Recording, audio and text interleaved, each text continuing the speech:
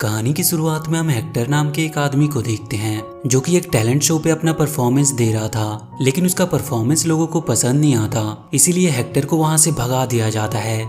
जिसके बाद वो एक पेट शॉप में आता है क्योंकि अब वो अपने लिए एक पेट खरीदना चाहता था और तभी उसे वहां पर एक गाने की आवाज सुनाई देती है। वो गाना हेक्टर को काफी पसंद आता है, इसीलिए वो उस गाने की आवाज को फॉलो करता है। जिसके बाद उसे पता चलता है कि ये गाना तो एक बेबी क्रोकोडाइल गा रहा था। ये देखकर वो बहुत खुश हो जाता है और अब वो उस क्रोकोडाइल को खरीद लेता है। जिसके बाद हेक्टर उस क्रोकोडाइल का नाम लाइल रखता है। फिर रात को वो लाइल को गाना गाने को कहता है, लेकिन अब वहाँ पर वो गाना नहीं गाता। इसके बाद हेक्टर अपने अगले शो की तैयारी करने लगता है और इस बार वो लाइल के साथ ही परफॉर्म करने वाला था, इसीलिए वो दोनों बहुत अच्छे से प्रैक्टिस करते हैं। अब वो दिन आ जाता है जब हेक्टर और लाइल एक साथ परफॉर्म करने वाले थे। लाइल का ये पहला शो था और हेक्टर के लिए भी ये शो काफी इम्पोर्टेंट था क्योंकि उसने इस शो के लिए अपना घर भी गिरवी रख दिया था। अब हेक्टर का ये बहुत ही कीमती शो शुरू होता है। वो लाइल को लेकर सबके सामने आता है और उसे गाने के लिए कहता है, लेकिन लाइल इतने लोगों को देखकर डर जाता है जिससे उसके गले से आवाज भी नहीं निकलती। ये देखकर वहां पर आए लोग हेक्टर पर काफी गुस्सा करते हैं। अब हेक्टर का ये शो भी पहले शो की तरह ही फ्लॉप हो गया था और अब ना ही तो उसके पास घर होता है और ना ही पैसे, इसीलिए वो लाइल को अपने घर पर ही छोड़कर वहां से चला जाता है क्योंकि हेक्टर ने उस पर काफी भरोसा किया था, पर लाइल ने सब पर पानी फेर दिया। इसके बाद हम 18 महीने बाद का सीन देखते हैं। हेक्टर के घर पे रहने के लिए विलेज से एक फैमिली आई हुई थी जिसमें जॉस और उसके पेरेंट्स होते हैं। अब हेक्टर के पड़ोसी जो उसके फैमिली से मिलते हैं, तभी जॉस उनकी कैट को देखता है जिसका नाम लॉरिटा था। जॉस को लॉरिटा काफी पसंद आती है, इसीलिए जॉस घर में लॉरिटा को दूध पिलाता है। जिसके बाद लॉरिटा एक कमरे में आ जाती है जहाँ पर लाइल कांच के अंदर कैद था। लॉरिटा के पीछे पीछे वहाँ पर जॉस भी आ जाता है जहाँ पे उसे हेक्टर का लिखा हुआ एक खत मिलता है। हेक्टर ने उस खत में लाइल के बारे में लिखा था।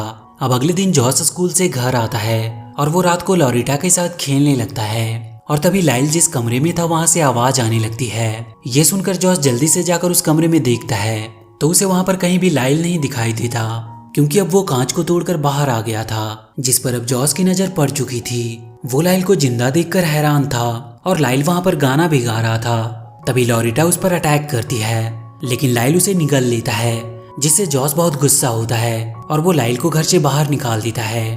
पर फिर कुछ ही देर में लाइल लॉरिटा को अपने मुंह से जिंदा बाहर निकाल देता है।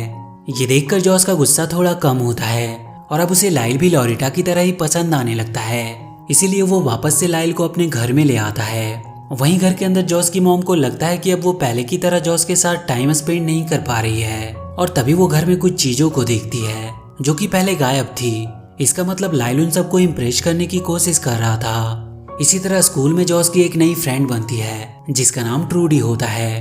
अब एक दिन स्कूल में जॉस क्रोकोडाइल की किताबें पढ़ रहा था जिसे देखकर ट्रूडी उससे काफी इम्प्रेस होती है। अब रात को जॉस लाइल के साथ खूब खेलता है, उससे कई सारी बातें करता है। इसी बीच वो उसे बताता है कि जब वो सिर्फ 2 साल का था तभी उसकी मॉम की डेथ हो गई थी और अब वो अपने स्टेप मॉम के साथ रहता है। इसके बाद जॉस और लाइल एक साथ सोफे पर सो जाते हैं और जब सुबह जॉस की मॉम उसे उठाने आती है तो वो लाइल को देख लेती है। अपने घर के अंदर एक क्रोकोडाइल को देखकर वो काफी डर जाती है और जोर जोर से चिल्लाते हुए नीचे जाने लगती है। जॉस किसी तरह अपनी मॉम को संभालने की कोशिश करता है, लेकिन उसकी मॉम लाइल को देखकर इतना डर गई थी कि अब उन्हें कुछ और समझ नहीं आ रहा था। लेकिन तभी लाइल एक बहुत ही प्यारा सा गाना गाने लगता है और जैसे ही उसकी मॉम ये गाना सुनती है तो वो शांत हो जाती है। जिसके बाद लाइल उसकी मॉम को और इम्प्रेस करने के लिए उसका मनपसंद गाना गाने लगता है और ये सुनकर तो जॉस की मॉम पूरी तरह से शांत हो जाती है क्योंकि अब उसे पता चल गया था कि लाइल से उन्हें कोई भी खतरा नहीं और इसीलिए वो प्रॉमिस करती है कि लाइल के बारे में वो बाहर किसी को भी नहीं बताएगी। अब उसके गानों को सुनकर जॉस की मॉम बहुत खुश रहने लगी थी और जब उसके डैड ये नोटिस करते हैं तो वो उससे उसकी खुशी का राज पूछते हैं। तो उसकी मॉम अब लाइल के बारे में जॉस के डैड को बताने का सोचती है और अगली ही सुबह वो जॉस के डैड को लाइल से मिलवाती है, लेकिन उनका भी रिएक्शन वही था जो पहले जॉस की मॉम का था। जॉस के डैड अपनी वाइफ और बेटे को वहां से भागने को कहते हैं, मगर वो दोनों उन्हें समझाने की कोशिश कर रहे थे। पर तभी वहां पर हेक्टर आ जाता है जो आते ही लाइल को आवाज देकर बाहर बुलाता है, लेकिन लाइल उससे नाराज था क्योंकि वो उसे अकेला छोड़कर यहाँ से चला गया था। लेकिन हेक्टर उसके साथ डांस करके किसी तरह उसे मना लेता है। अब एक बार फिर से लाइल हेक्टर के पास आ गया था जिससे वो काफी खुश था।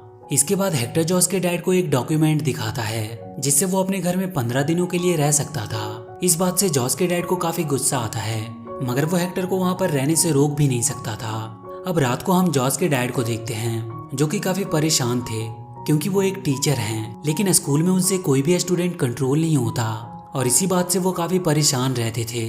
लेकिन इस बार लाइल उनके पास आता है और उन्हें रेसलिंग की तैयारी कराता है, जिसकी वजह से अब उसके अंदर काफी कॉन्फिडेंस आता है और इसी वजह से अब वो स्कूल में बच्चों को कंट्रोल कर पा रहा था। और अब इस बात से वो लाइल से काफी खुश था क्योंकि उसने उसकी सबसे बड़ी मुश्किल को सुलझा दिया था। इसीलिए अब जॉस के डैड भी लाइल को काफी पसंद करने लगते हैं। वहीं हेक्टर के पड़ोसी जॉस के फैमिली से काफी तंग आ गए थे, इसीलिए वो सोसाइटी की एक मीटिंग बुलाते हैं और वो जॉस की फैमिली से सोसाइटी को छोड़कर चले जाने को कहते हैं। लेकिन तभी वहाँ पर हेक्टर आता है, जिसके सामने उसके पड़ोसियों की एक नहीं चलती थी, जिसके कारण जॉस की फैमिली को कोई कुछ नहीं कहता और इसी बात से जॉस के मॉम डैड हेक्टर से काफी इम्प्रेस होते हैं। अब इसके बाद हेक्टर लाइल के लिए एक और शो करता है, लेकिन उसमें भी लाइल पहले की तरह गाता नहीं, जिससे हेक्टर का शो एक बार फिर से फ्लॉप हो जाता है। पर तभी वहाँ पर एनिमल पकड़ने वाले ऑफिसर आते हैं और वो लाइल को पकड़कर अपने साथ ले जाते हैं। दरअसल उन ऑफिसर्स को किसी ने लाइल के बारे में इन्फॉर्म किया था और इसी वजह से वो ऑफिसर वहाँ पर आए थे।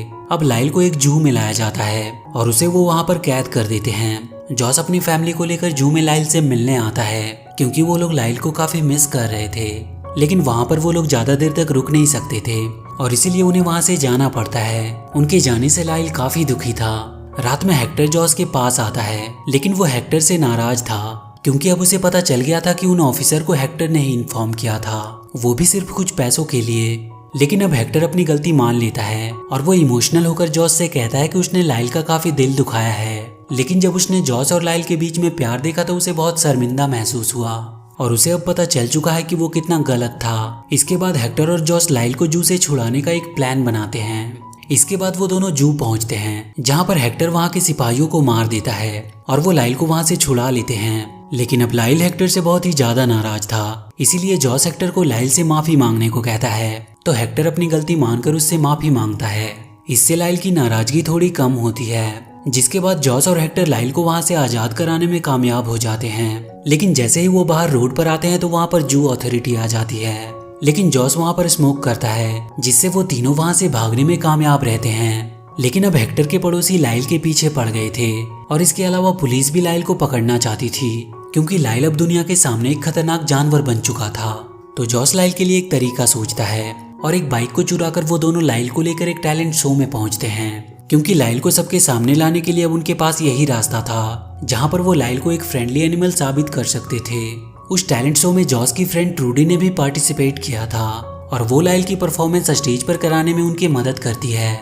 लेकिन लाइल हमेशा की तरह डरा हुआ था, तो जॉस उसे मोटिवेट करते हुए कहता है कि अगर तुम यहाँ पर अपना टैलेंट दिखाओगे तो पूरी दुनिया तुम्हें अपना दोस्त मानेगी। अब लाइल अपने डर पर जैसे तैसे कंट्रोल करके स्टेज पर गाना गाता है, जिसे सुनते ही वहाँ के लोग लाइल से इम्प्रेस होते हैं और तभी वहाँ पर जॉस के मॉम डैड भी आ जाते हैं और जब वो लाइल की धमाकेदार परफॉर्मेंस को देखते हैं तो बहुत खुश होते हैं। इसके बाद हम कोर्ट का सीन देखते हैं।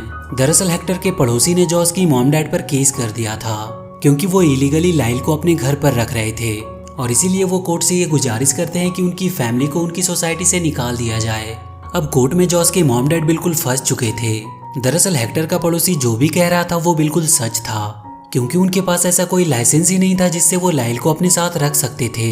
कोर्ट अपना फैसला सुनाने ही वाला था कि तभी वहां पर हेक्टर आता है और वो अपने साथ एक डॉक्यूमेंट लाता है जिसमें उन्हें परमिशन दी गई थी कि वो अपने साथ कोई भी एनिमल अपने घर में रख सकते हैं। उस डॉक्यूमेंट को देखने के बाद कोर्ट अपना फैसला जॉस की फैमिली के हक में सुनाती है।